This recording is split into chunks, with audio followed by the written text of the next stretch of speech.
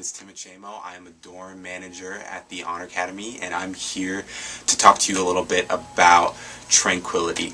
Now, what tranquility really means is a state of wellness or peace, or having peace inside of you, and it's something that is talked about a lot in Scripture. Jesus says that my peace I leave with you, not as the world gives, but as I give it. And it's something that we're all seeking after as Christians, is to have that peace in our lives, especially amidst all of the anxieties and the troubles of the world.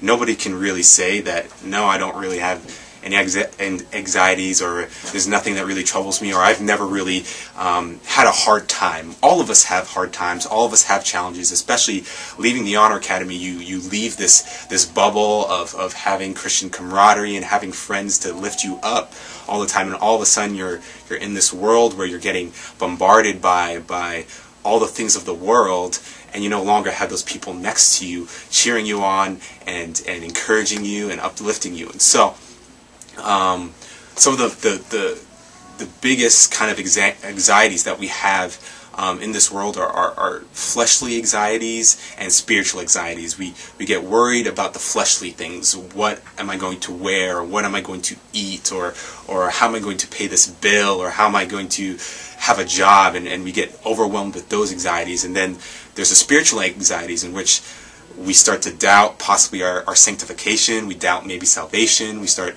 doubting things, and we really get worried in our hearts, and we get restless. And what's really the problem in that situation is that we don't trust the Lord, is that we aren't putting our full faith in the God, and we're seeking actually to have control ourselves. We're seeking to have control of our finances, have control of our paycheck, we want to be in control of everything that's hitting us. And once we start recognizing that we don't have any control, that's when we get anxiety. If you just think back to times where bad things have happened to you, let's say a family member had died, or maybe, let's say, you got a large bill, you felt out of control, you felt like this was too big for you, and you're like, how could God be in control of this? This is too big to handle. But the truth in that instance is that God is always in control. God is in control of every situation. And when you realize that even in the sometimes confusing, sometimes in the situations that seem completely cruel, God is still in control of that.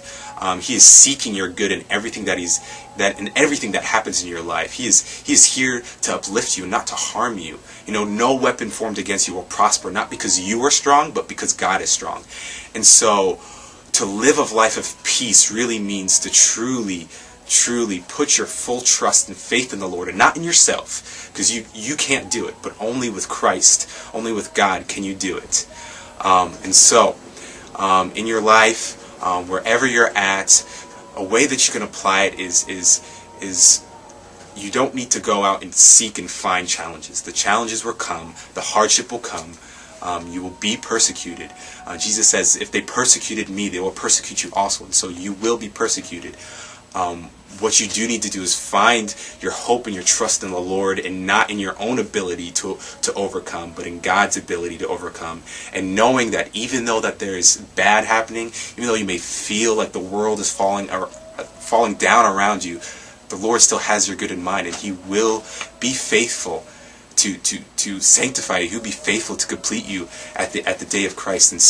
And so remember that as you're going through those trials. Remember that and apply that throughout your life, and you will have a life of peace.